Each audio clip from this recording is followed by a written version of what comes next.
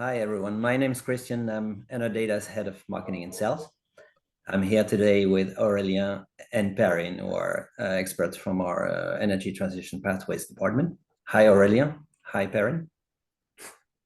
Hi, Christian. Hi, everyone. How are you? How was your Easter break? It was great, thanks. Okay, we have about 370 people today, so we're glad to have you here. The duration of the webinar is approximately 1 hour, including Q&A. Over the course of the webinar, please feel free to ask any question that you have through the Q&A chat box, and we'll be answering those at the end of the webinar, right? So maybe you can start with the presentation. Next slide, please. First, a few words about Enerdata. We're an independent research company. We're about 70 people based in Grenoble, French Alps, with a subsidiary in Singapore. So basically, we're helping policymakers and corporates quantify the energy transition. You know, what does it take to get there? This is what we do. So our clients are mostly government bodies, energy companies, financial institutions, research centers, you name it. And we provide studies, market research, and also an online platform on which you can access our data and intelligence and projections. We have clients throughout the world, basically. Next slide, please. Our core competencies are statistics, of course, modeling, market intelligence, and energy expertise. We're not exactly an expert of one particular country or one particular energy. We're covering all countries and all energies with a 360 angle. And very important to say that with our models, not only we can have a global view, but also we can drill down at country level and even at province level. Next slide, please. So during this webinar, we'll be analyzing the trends in terms of renewables development, and especially, what it takes to get to the 2030 milestone, because, it's relatively easy to have like 2050 objectives, but then, 2030 is tomorrow. So is it achievable and how?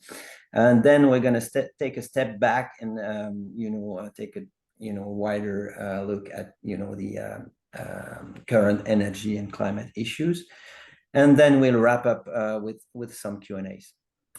So here we go. Aurelien, I leave you the floor. Thanks, Christian, for the introduction. Very happy to be here and to present this analysis today. Basically, the starting point for this analysis is this objective that was formulated by more than 120 states during COP28. And this objective was to triple renewable capacity by 2030. So it's formulated as tripling the world's installed renewable energy generation capacity to at least 11,000 gigawatts by 2030. So basically, this is the starting point for the analysis. What we want to look at is, okay, where do we stand in terms of renewable energy development today, and put this objective in perspective. Is it in line with the Paris Agreement? Is it enough, basically, for our climate objectives? And also, is this achievable? Is this somewhat close to what we can achieve, given the current objectives and policies that are put in place in the different countries? So that's what we want to look at. Maybe just a note in terms of formulation before starting. By renewables, what we include here in this analysis, it's basically all renewable energy sources: solar, wind, hydropower, geothermal energy, bioenergy, marine energies, etc. Just to clarify that at the start. Okay, so before diving into the details of the analysis, let me give you a few key talking points that we will discuss afterwards. So the first part of the analysis will be focused on today, the current and the past trends in terms of renewable energy developments. Where do we stand today? And what I will try to show you is that the development of renewable energies has accelerated since 2010. They account today for 40% of the power capacity. Yet we are still far from a low carbon system, as you know. We are still heavily reliant on fossil fuels currently. And so this acceleration of the development of renewables helps to limit the growth of fossil fuels, but it's not enough. Then we will try to put this 2030 objective into perspective based on the scenario analysis. So we will look at different scenarios, accounting for ambitions from different countries and also a Paris Agreement compatible scenario. And we will see whether this tripling the renewable energy capacity objective is, I mean, where does it take us, and how realistic, basically, or what would it take to reach that? So long story short, we will see that tripling the renewable capacity is in line with the Paris Agreement goals. However, the country's ambition today is a bit shy relatively to this objective. So we are not there yet in terms of ambition from the countries. Significant additional short-term investment is required to reach it. But we will see that it would pay off in the longer term if we invest in the short term in these technologies. And then finally, to open the discussion, because renewables is not the only piece of the puzzle, we will see that we need to combine this development of renewable energy sources with energy efficiency, with energy sufficiency, with other decarbonization measures, if we are to succeed in the transition, basically. So there are other pillars of decarbonization, and we will look into that afterwards. Okay, so without further ado, let's get into the past and current trends of renewable energy development. The first graph that I want to show you, and I think it's really meaningful, is the renewable power capacity at the world level from 1990 to today. So basically, today we are at around 3,500 gigawatts of renewable electricity capacity installed in 2022. Right, and in 1990 there were only 700 gigawatts. And if you look at the graph, you can see that there is a large acceleration of the development of renewable energy sources in the power sector, from a slow growth of plus 20% in 10 years, then plus 60% in the next 10 years, and then plus 120% over 2010-2020. So I would say a major increase, especially after 2010, and that's something to note. But here we are only talking about absolute values, right? Gigawatts. So this is an absolute terms.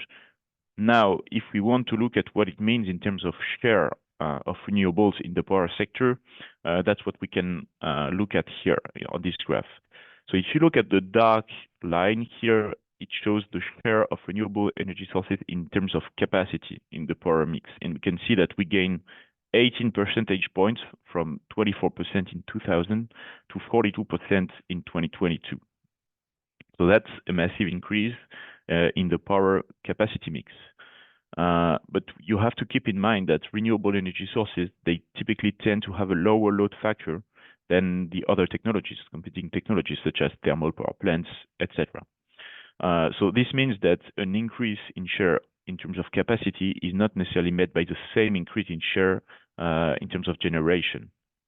But here, if we look at the light blue line, we can see that we still gained 12 percentage points between 2000 and today, reaching almost a third of the world's electricity generation, which is renewable today. So that's a progression as well, slightly lower progression, but it's a significant one though. So what it shows is basically that the power generated from renewable energy sources grows quicker than the total generation, and that's why the market share is increasing. So that's good news as well. However, now we focused on the power sector, but if we look at the broader picture and basically the primary energy consumption, which quantifies the total energy that is consumed in the world today, and on the right side, you can see the graph with the share of renewables in that quantity. And we can see that all of this increase in the power sector has only led to a 3 percentage point increase in primary consumption. What does this mean? So basically, we had around 12 to 13% historically renewable energy sources as a share of of total energy consumed, and now we are 15%. There is a small caveat there. As you may know, when we want to transform energy from primary consumption to the final end users, renewables, they have a high primary to final efficiency, whereas other fuels, and especially fossil fuels, they have a lower efficiency. So this is just a small caveat.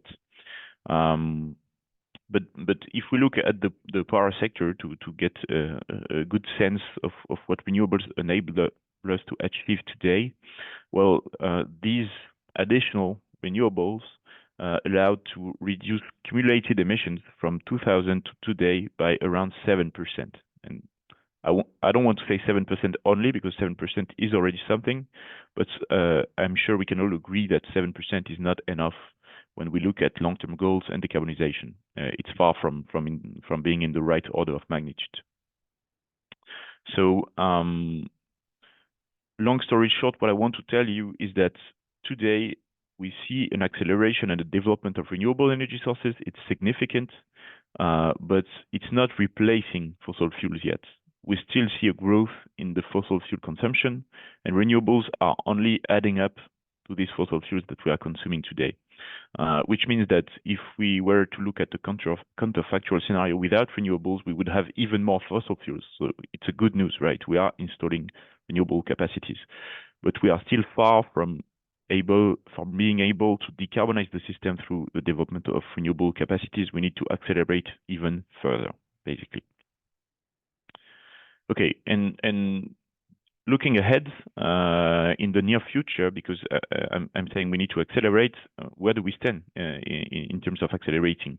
So here on this slide, I wanted to look at the operational power capacity, but also at the projects, right? So we have on the left side the total amount of power capacity in the world, 8.4 terawatts, 42% of which are renewables.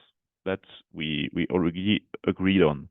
But now, if you look at the middle of your screen, you can see the projects that are being constructed today, right? They are being built as we speak, and those represent 800 gigawatts, 48% of which are renewables. So it means slightly more projects under construction being renewables than the operational ones. So that's good news. We are accelerating a little bit. It's yet far from being the majority of projects. And on the right side, we look at projects at various stages of development. So it could be from just being announced to reaching financial closing and being ready to be built, but not yet under construction. And here we can see 65% of projects being under development. So being renewables, I mean, out of the 4 terawatts, so that's a significant quantity.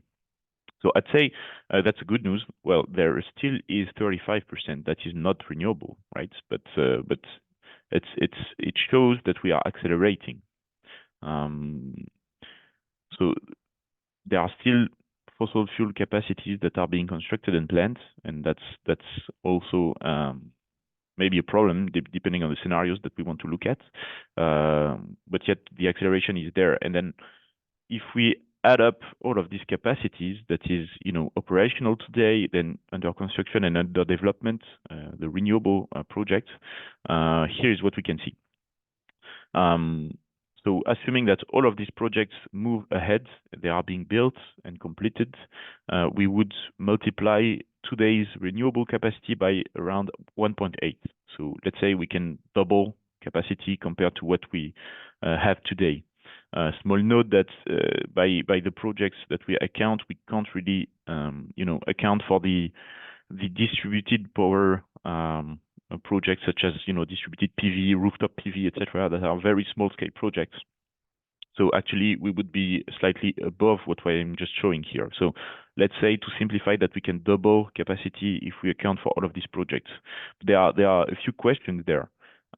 First, will all of these projects move ahead? So all of these have been announced, but maybe some projects will not move ahead. But if we assume that they all move ahead and that they all move ahead before and be completed before 2030, then we can say that renewable capacity could double by then, right?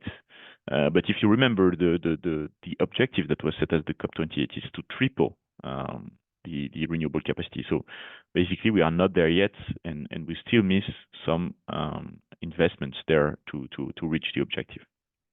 So we need a further acceleration. So to conclude the current trends, basically we are on an upward trajectory for renewables, and it's good news, and it's accelerating. Yet maybe this objective is not there in our grasp, and we need to accelerate even more. And this leads us to the next part, which is looking at the future trends and the scenario analysis that tries to answer this question: can we achieve this tripling the renewable capacity by 2030? And to do so, I will focus on 3 scenarios that we develop at EnerData, which are called EnerFuture scenarios. And they basically display 3 very contrasted trajectories for world decarbonization. So we have this Ener-based scenario, which is our reference scenario. We could call it business as usual because it aims at continuing the existing policies and trends that we witnessed historically, and it's a low ambition type of scenarios. It leads to a temperature increase of above 3 degrees. We have then the Ener-blue scenario, where we try to account for each country's individual NDCs and objectives. So we compile a lot of policies and NDCs from different countries, and then we include that in the scenarios, and we see where this leads. And basically, it leads to a temperature increase typically between 2 and 2.5 degrees by the end of the century. And then we have our ambitious scenario, which is the Ener-green scenario. And this one is in line with the Paris Agreement goals, meaning it enables to keep the world on a well below 2 degree type of trajectory. So the temperature increase would be limited to well below 2 degrees. It's close to 1.5 degrees, basically. Just to note that all of these scenarios are based on our internal Pulse EnerData model. That is a global simulation model for the global energy systems, including supply and demand of energy, associated emissions, etc. And it enables us to look to 2050 and even beyond with a global coverage and 66 countries or aggregate of countries represented. So that's a fairly granular approach. Okay, so based on these scenarios, what can we say to put this objective to triple renewable capacity in perspective?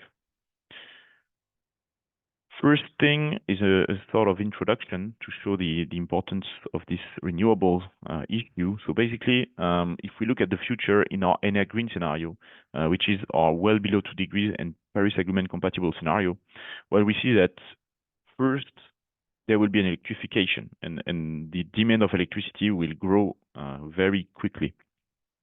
So it's driven by both the economic growth in all countries, but especially in developing countries, and also an electrification of end users that is a necessary pillar of the energy transition.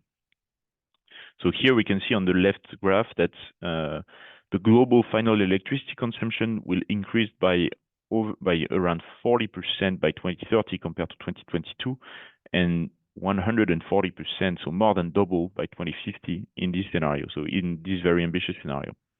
And at the same time, to achieve the transition, of course, if we increase the share of electricity, this electricity necessarily needs to be decarbonized. Otherwise, we would still have emissions, right? And that's what we see on the right side graph, where the CO2 intensity of power generation, so that's basically the amount of emissions of the grams of CO2 per kilowatt hour produced, we see that it drastically decreases in this scenario. And it needs to decrease by almost half by 2030 and almost be fully decarbonized by 2050, basically. So those 2 points are really key and necessary to succeed in the transition. And this can only be achieved through a massive development of renewable energy sources, basically. So that's what we will see. So now that we said that, let's look at this specific, 11 terawatts objective. So this is the tripling capacity objective, 11 terawatts. And if we compare this objective to our 3 scenarios, the first thing that comes to mind is that it is compatible with the Paris Agreement scenarios, right?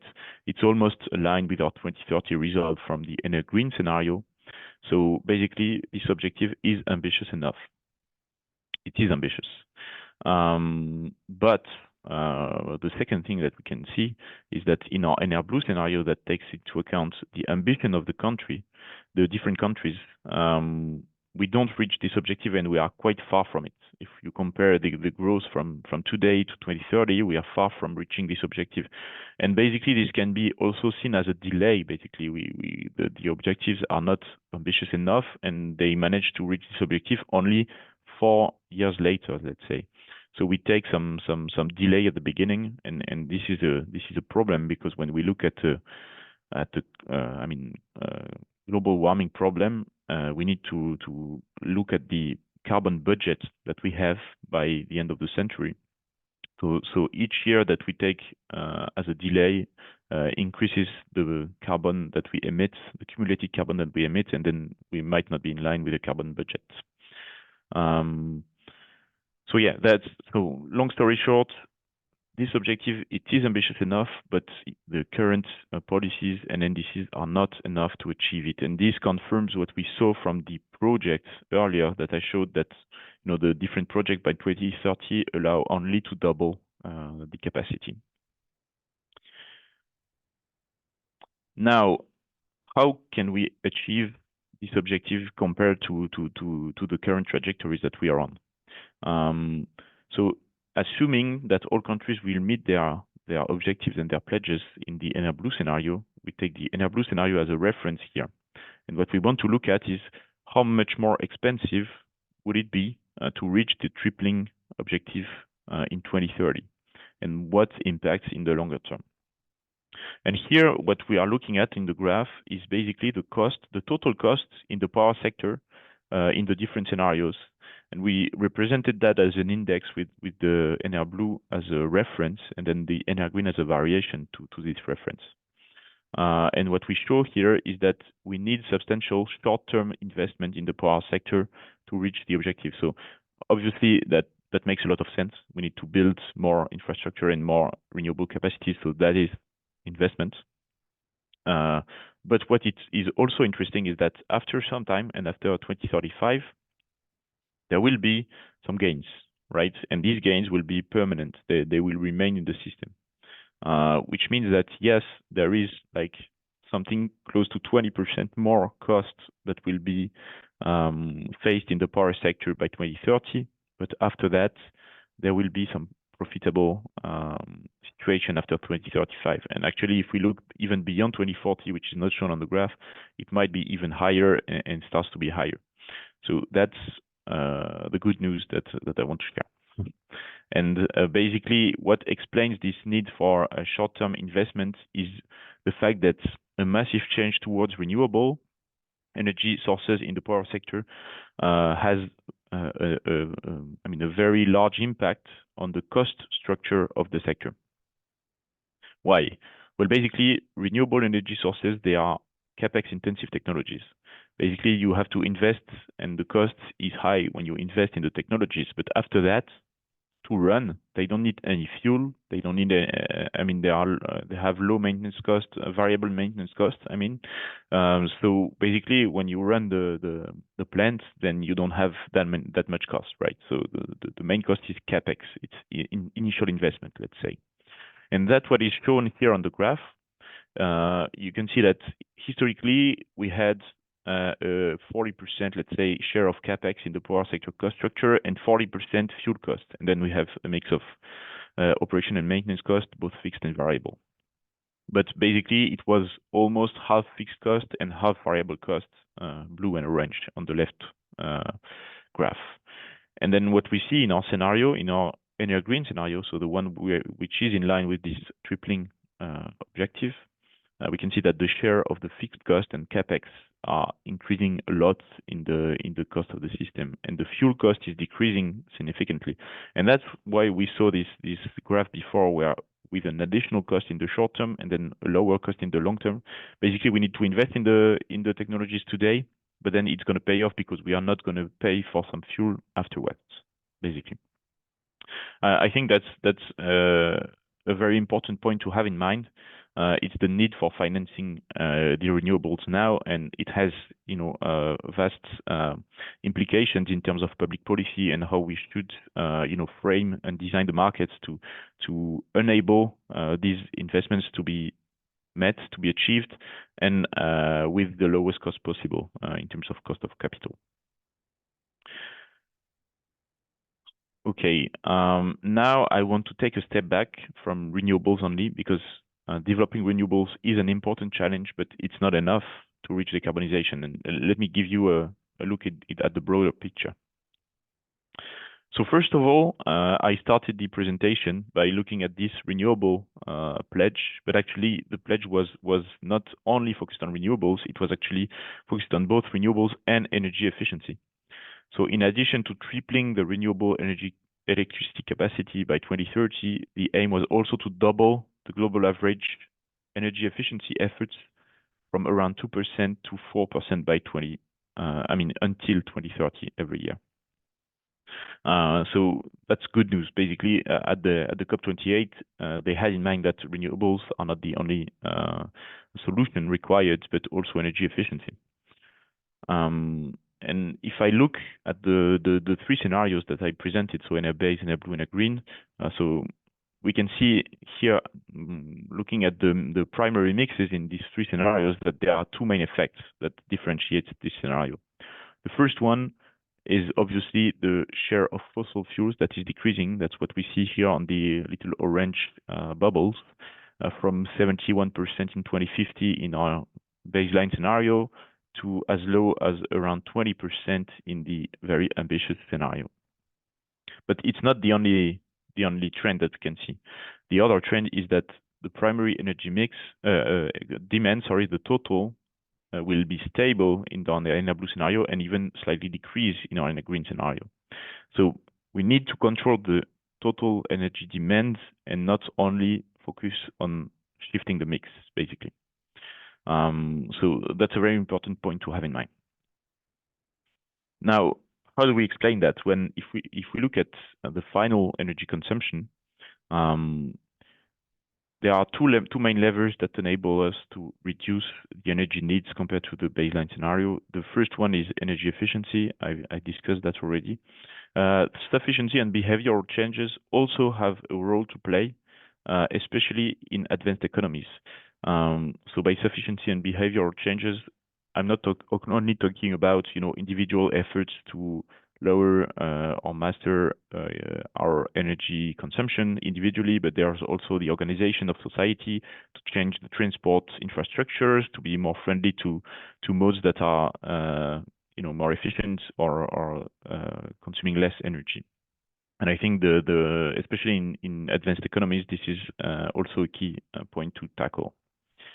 What we see in our scenarios is that basically the energy per capita here that we see on the top graph decreases from 1.3 to 1.1 ton of oil equivalent per person in our EnerBlue scenario, and as low as 1 ton per capita in our EnerGreen scenario. So that's respectively 10% and 25% gains, approximately. And at the same time, that we try to control the growth of energy demand, we also need to electrify the end users. Electricity will be a key vector to decarbonize some end users through different technologies. And we can say that, for instance, in the building sector, heat pumps will play a large role in the heating and cooling needs for both residential users and services, tertiary sector. For instance, for the transport sector, well, you all know that electric vehicles will have a very large role to play, especially for cars and private vehicles. There will also be a place for electric mobility for light trucks, etc. We can also turn to electrify low temperature processes in industry. And even for some high temperature processes in industry, there are solutions that exist to electrify the end users. So we can talk about electric arc furnaces for melting scrap to do some steel, etc., etc. So two other pillars energy efficiency and sufficiency to control the demand and electrification of the end users. Now, I just want to give you a broad picture of our EnerGreen scenario. So what would a Paris Agreement world look like in 2050? Well, we would reduce the final energy demand by 31% compared to a baseline scenario. So that's a huge limitation, thanks to both efficiency gains and sufficiency gains, as I said. We would multiply the electricity share by 2.5% compared to today, so more than double the electricity share. And just a few indicators, we would have 71% electric cars in the fleet as a world average, and 47% heat pumps in the space heating needs. So those two technologies being very important decarbonization technologies. And then in terms of clean energy supply, and that's where renewables play also a role by enabling this electrification, basically. If you don't have a decarbonized electricity, as I said, you can't really focus on electrification because it wouldn't make any sense. And here we can see that we would manage to divide by 4 our fossil fuel consumption compared to today, with a CO2-free, with an electricity sector that would be almost completely CO2-free, and same for the production of hydrogen, that would be mostly green hydrogen from renewables by 2050. So this gives you an overview of what we need to achieve if we were to achieve our Paris Agreement common goal, and we can see that renewables are a key piece of the process, but not the only one. Okay, and just to conclude, to show you a little bit of results in terms of emissions, because we haven't shown any emissions trajectory currently. This is what we can see from our scenarios. So we see the difference between the NR-based scenario here, so the baseline scenario, and what the countries have pledged currently.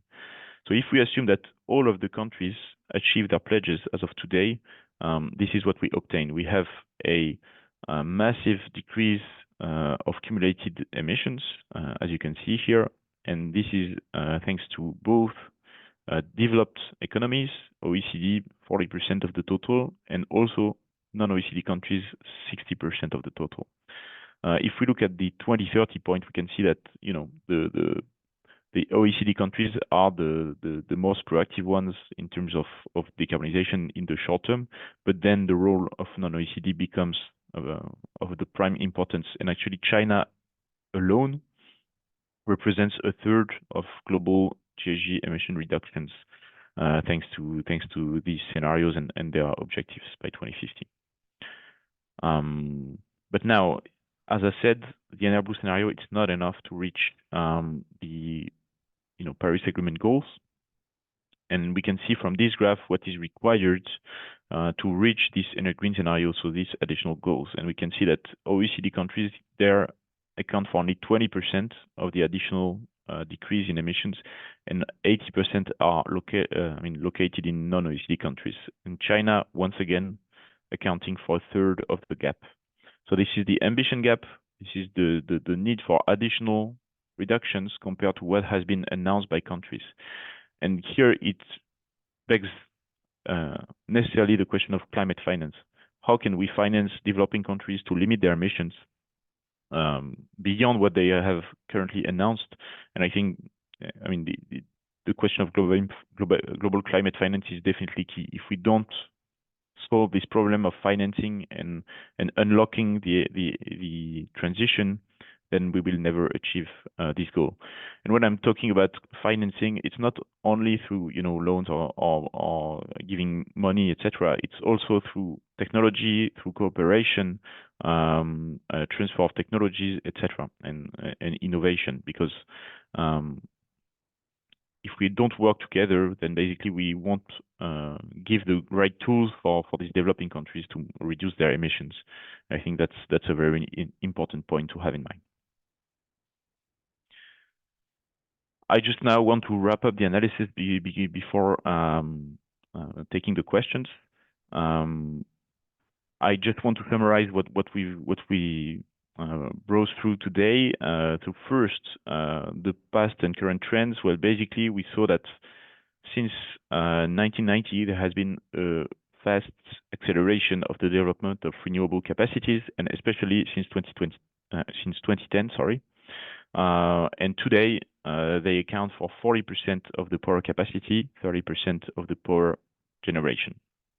Yet, we are still far from a low carbon system because there is still a majority of fossil fuels in the primary energy consumption, as we've shown.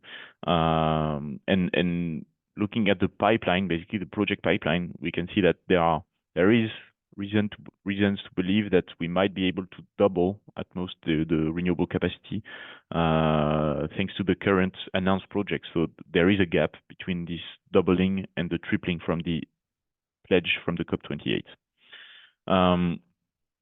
Then we look at the scenario analysis and the prospective outlook, and there we managed to see that first, this objective, this tripling renewable pledge is in line with the Paris Agreement, so that's good news.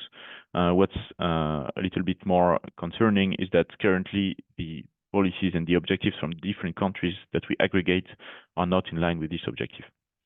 To achieve this, we would need to increase our investment in the short term in these technologies, and this also means building a framework that allows for this investment to be made, but then it might be profitable and pay off after 2035 thanks to gains in terms of fuel cost, notably.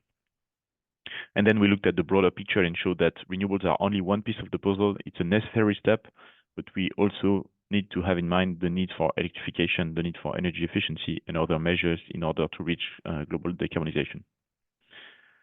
I hope that this was comprehensive enough. Maybe a small word on our EnerFuture products. So basically, we have these scenarios as part of an interface that is accessible to our clients, and we provide through this interface annual projections to 2050 for 55 countries or aggregates. So that's a very wide number of countries that you can access with the 3 scenarios that I showed, and you can find there a lot of indicators on demand, prices, emissions, power supply, power generation capacities, etc. Through an intuitive dashboard. So if you're interested, feel free to get in touch with us for more information. It would be a pleasure for us to organize a demo or answer any of your questions. So don't hesitate to contact us. I just want to thank you for your attention so far, and I think we're going to switch to the QA session.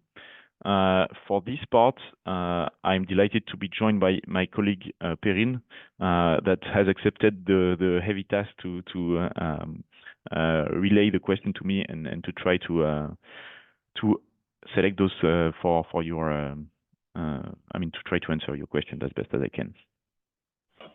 Okay. So we've got a first question on power grids. So what is your view on the ability of power grids to host this new renewable capacity? Thanks. Well, actually, that's a great question, and it's a very important one. I think the grid integration has to be part of the reflection when we talk about renewables. We can't really look at renewable integration without looking at grid problems. And one of the reasons why is that some of these renewable projects are connected at the transmission level, but some also at the distribution level, and that creates a very different problem than what we had historically in our networks. And in addition to that, sometimes the renewables are closer to the centers of demand, sometimes not, etc. So there is really a good question in terms of geographical, deployment of renewables, and this has to be definitely tackled by transmission and distribution system operators to achieve the integration of renewables, and that actually has a cost, and I think this is to some extent what has slowed the development of renewables, and it's logical. There is some cost associated to that, but now we can see that at least in Europe, we can witness that there is a significant share of renewables that has been integrated, and it's working so far. And even with the additional cost, with the cost of renewables having decreased significantly over the past decades, it is still competitive to install renewables. Now, there is also a question in the developing countries. Obviously, developing the network to accommodate more renewables is a massive investment. And in developing countries, this is one area where we see also IFIs contribute and trying to understand where they can help to tackle that. And I don't want to go too far off topic there, but I think there is also a question of adaptation when you build such infrastructures, because in some countries that are really affected by by climate change, when you are thinking about $1 billion investment in grids, you need to make sure that those are resilient and are compatible with the possible future events in terms of climate change. Continuing in renewables, could you precise the source of your inventory of renewables and other energy generation capacity under construction and under development? I'm sorry, there was an issue with the camera, to be honest, so I didn't get the question. What is the source of the inventory of energy generation capacity under construction and under development? Okay, sorry about that. So we have this product called Power Plant Tracker, that is a database of existing plants, operating plants, and also power projects over the world, with all sources of power capacities being included, so hydro, thermal, renewables, nuclear, etc. And from there, we are able to derive the capacity that is being built and the capacities that is in development or announced or etc. with different statuses. So I tried to aggregate the world level of that, but we have this at the country level, etc., etc. Thanks. About costs, you said that the fixed operation and maintenance cost will increase from 40% to 27% from 2013 to 30 to 40. Sorry, why? That's actually a good question, and I was a little bit surprised myself when I saw the figure, but it's also a matter of the orange part of the graph that we saw that is decreasing. So the fuel costs are decreasing, and the total cost is also decreasing. So basically, there is a larger space for fixed cost in general. So we saw that capex was the majority, and then fixed operation and maintenance costs also grow in share. I think that's also related to the nature of renewable energy sources that have a more fixed cost-based structure than thermal power plants.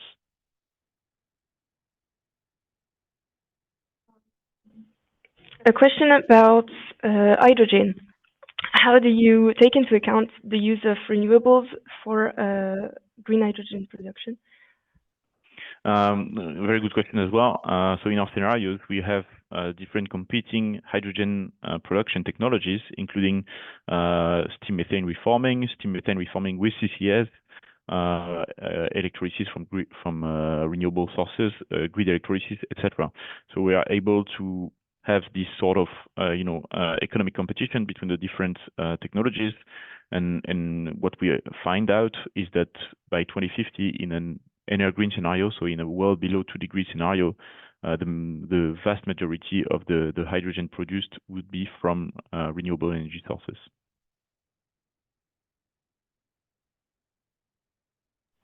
Can you elaborate about the? Oh, sorry, I lost the questions.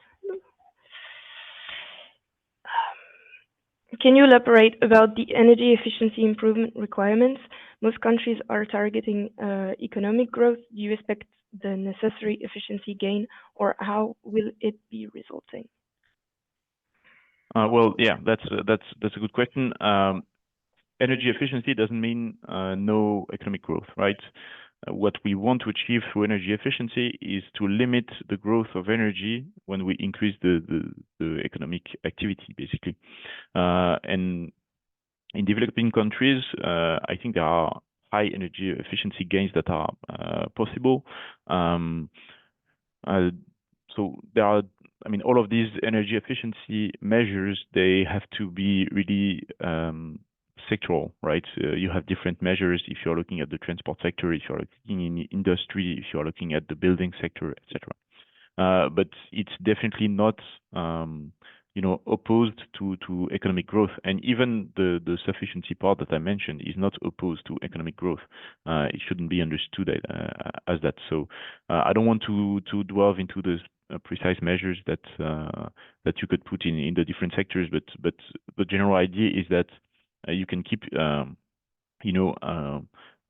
developing, country can keep developing while doing some energy efficiency. And actually, to some extent, and especially for countries where the cost of energy is high because it's imported, well, doing some energy efficiency might even be profitable, because if you save some energy, then you save in your import bill, and overall, maybe that might be a very profitable operation. The only bottleneck here is the need for financing the initial energy efficiency investment. And once again, the bottleneck is on the investment there. More general question.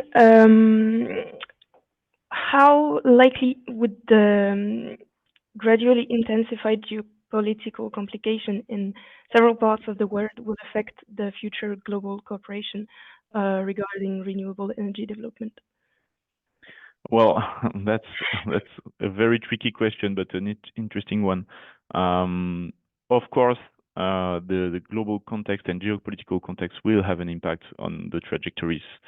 And I think it has shown even in the past that it can have very important impacts. If we are talking about the Ukraine crisis, you could see the impact on the European prices. Then also the European strategy, with the Commission proposing a very different plan with a much lower share of gas, etc., etc. So those implications are major.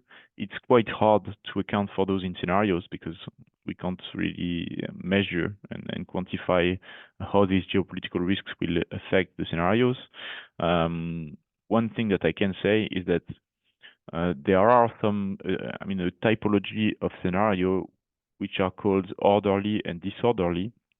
And I think it's an interesting, typology, because in the orderly scenario, we assume good level of cooperation between countries with, some transfers of technology, some joint innovation, a will to work together in this regard. And then in the disorderly scenario, it's a different story. There are much more, barriers to this cooperation. And what we witness from the results of these two types of scenario in general is a big delay, basically, in the transition. So instead of having the transition done by a certain year, or done is maybe a strong word, but you see the same type of trajectories, but delayed by a significant amount of years, and I think that's basically how we can. It's basically all I can really quantify. It's I think the risk of geopolitical interference in the transition, let's say, is a big delay in the transition. We have several questions on nuclear. So does the energy transition require expansion of some low carbon sources like nuclear? Well, so here we focused on the COP28 pledge, which only talks about renewables. We obviously also account for nuclear in our historical and future scenarios. There is necessarily some role to play for nuclear. On our side, we are, technological. We affect some sort of technological neutrality. Technological neutrality. I will achieve that. So there is some role for nuclear in our scenarios, and actually, if we have, if we had time, we could have shown everything. But yeah, there is some role to play for nuclear. It's typically the point with nuclear is that it's not only depending on some economic factors, but also and mostly on political factors. And that's why development of nuclear,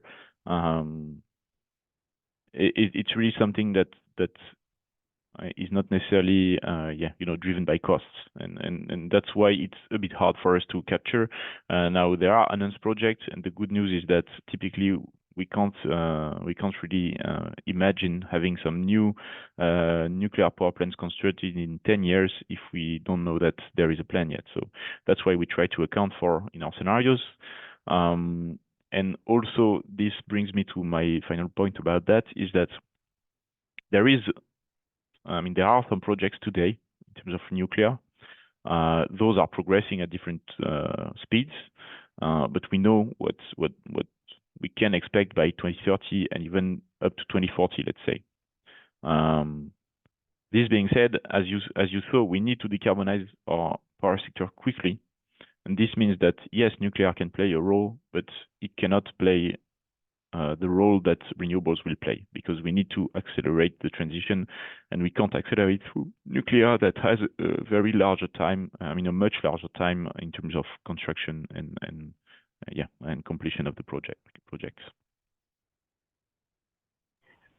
Talking about the way to accelerate transition, do you think that biofuels could help in the replacement of fossil fuel and cut down CO2 emissions? Well, typically what we observe in scenarios is that biofuels, they will not play a big role in segments such as, private vehicles, cars, because those will be vastly electrified. So the role of biofuels for these segments is low. Then for trucks, for instance, it's a different story, because they might still be some thermal trucks for long distance and a heavy freight transport. So there might be a role, and there's also this whole question of sustainable aviation fuels, where we see that biofuels could have some big impact there. Same for maritime sector, maybe some biofuels could be helpful there as well. But I would say basically what we observe is that biofuels in the private segment, not too much, and then those biofuels would be redirected to some uses where electrification solutions wouldn't be viable.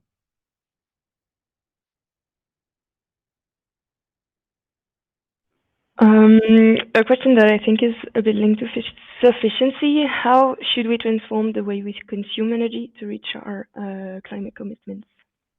Okay, so this one's a very broad question. I'm not sure I have all the answers in front of me now. We could discuss in length the different efforts that can be reached in different sectors.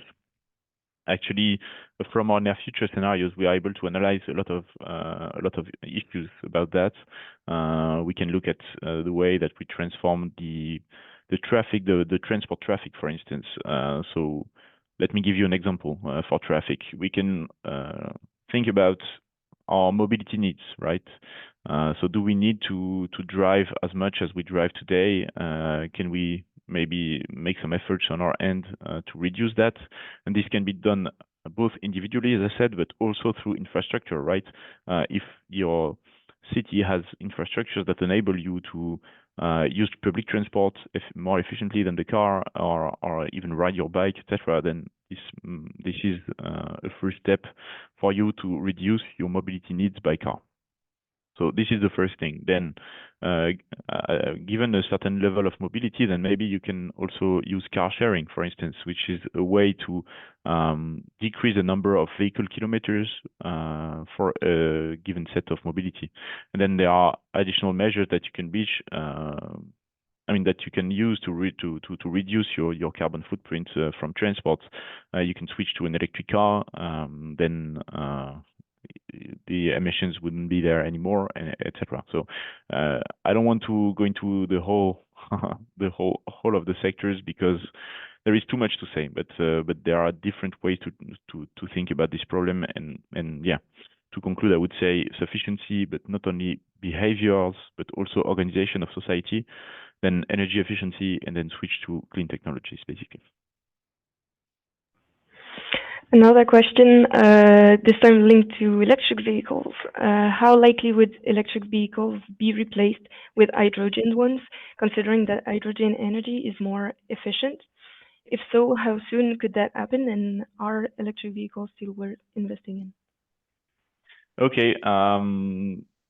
So first, I'm not sure I entirely agree with the statement in which you said that hydrogen vehicles are more efficient than electric vehicles, because basically hydrogen vehicles are electric vehicles, but with a fuel cell in there that converts hydrogen to electricity. And then the motorization, it's an electric motor, engine. I mean, so you have some losses in the fuel cell, and then you use some electricity to power the engine, which means that actually hydrogen vehicles are less efficient than electric ones. So where does this lead me? I think for private cars, electric vehicles will be mature and operational much before hydrogen vehicles, and they will be cheaper. So for this segment, I think electric vehicles will win the whole market. But then for long distance transport and heavy freight transport, we might have some bottleneck for electric vehicles because of the necessary size of batteries and weight of batteries for such types of vehicles. So I'm talking about heavy trucks for long distances, for instance. And there might be a business case for hydrogen, because we need an energy that can be transported and in a quite small volume and weight, and that's what hydrogen brings to the table compared to the batteries. This can also be the case for trains, where train lines are not electrified. And hydrogen would also have applications in the maritime and aviation sector, but that's a different story.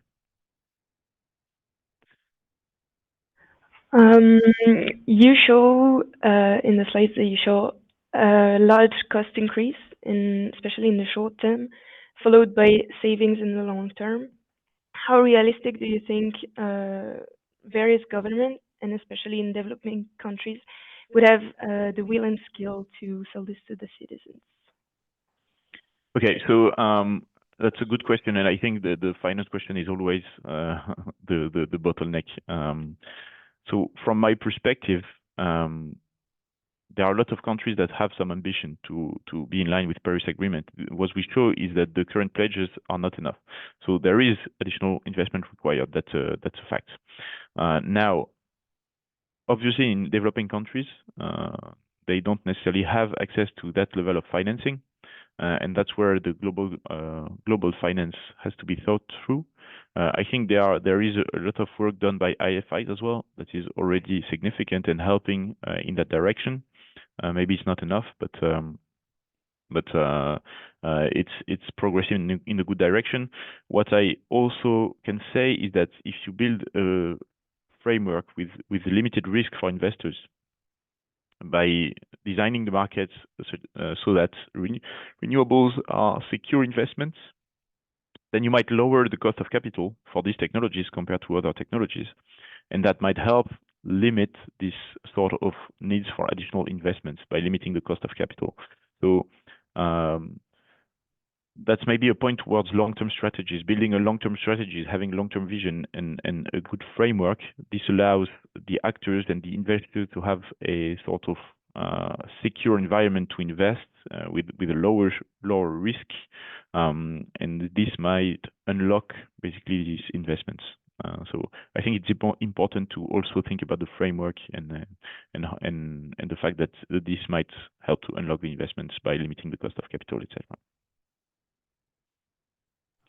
So we just got the time for a final question. So you just talked about actors. What are and what will be the main actors involved in the tripling of this renewable that you talked about?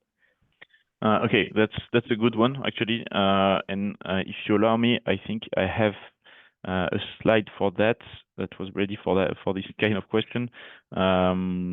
It's basically I took this slide from a social media post that was posted by Data, and that was focused on the generation companies in the world, with the most important companies by capacity. you can see here that most of the giant companies are Chinese ones, and this is no surprise. And we also have some significant companies in Europe, Asia, and North America as well. What we can see from this graph is that in China, that's where the renewable capacity is the highest by company. This is the yellow for solar, light blue for wind, and dark blue for hydropower. On the left side of the graph, you can see that there are very high bars, and I will show you that right afterwards. But this is also where they have the most thermal capacity in brown or gray. In Europe, the picture is a bit more different with I mean, lower types of capacities, I mean, in absolute terms, but shares of renewables that are more varied across companies. And if we try to look at the recent past trends, on the left side, you can see Chinese Gencos, on the right side, European ones, and we see different trends. Basically, in China, all of the types of capacities are increasing and have been increasing since 2015, with an increase in renewable capacities, but also an increase in thermal capacities. In Europe, on the right side, we can see a decrease in a lot of type of capacities, so thermal in brown, gray, and black, but an increase in renewable capacities. So that's the main story here. And this basically reflects different situation with the European power system having to decarbonize faster and with a lower growth in terms of needs of power generation, and in China, higher growth in terms of needs and a younger also fleet, I mean, power generation fleet. So I think it's important to note that, you know, even if the countries do pledges, the ones that are going to operate and build the capacities are these generation companies that we saw here, and they are contributing to a significant effort. I mean, to significant extent, sorry, to that effort. We can see already some good trends here. Let's hope that in the future we can manage to accelerate and reach this tripling objective. I think we reached the end of the time frame here. Sorry for all the questions we couldn't took. There were many of those, and thank you for staying until the end of the presentation. We really hope it was interesting and insightful for you. For the question that we couldn't answer live, we will probably try to answer those by email afterwards. Thanks once again for your time and for being here, and I wish you a very pleasant day.